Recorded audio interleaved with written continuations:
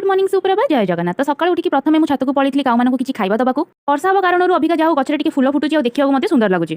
ଛାତକୁ ଆସିଲା ପରେ ଭାବୁଥିଲି କି ଟିକେ ପବନ ଦଉଥିବ ବଟ୍ ଏଠି ପବନ ତ ଦଉ ନାହିଁ ଆହୁରି ଗୁଳୁଗୁଳି ଲାଗୁଛି। ଦେଖନ୍ତୁ ସବୁ ଜିନିଷ ତ ସମସ୍ତେ ଜାଣିଥାନ୍ତି ବଟ୍ କିଛିଟା ଏମିତି ଜିନିଷ ଥାଏ କି ଯୋଉଟା କି ଆମକୁ ଜଣା ନଥାଏ। ତ ଆଜି ମୁଁ ସେମିତି କିଛି ଟିପ୍ସ ଆପଣମାନଙ୍କୁ କହିବି। ତ ମୁଁ ଏଠି ଗୋଟେ ଛୋଟ ମିରର ନେଇ ଆସିଛି ଆପଣମାନଙ୍କୁ ଦେଖିବା ପାଇଁ। ଆମେ ତ କଲିନ୍ ମାଧ୍ୟମରେ ସବୁ ଜିନିଷ ସଫା କରୁ ଯାହା ବି ମିରର ଫିରର କି କିଛି ବି, ବଟ୍ ଆଜି ମୁଁ ଗୋଟେ ଟିପ୍ସ ଆପଣମାନଙ୍କୁ କହିବି ଯୋଉଟା କି ଆପଣମାନେ ବିନା କଲିନ୍ ରେ ବି ସଫା କରିପାରିବେ।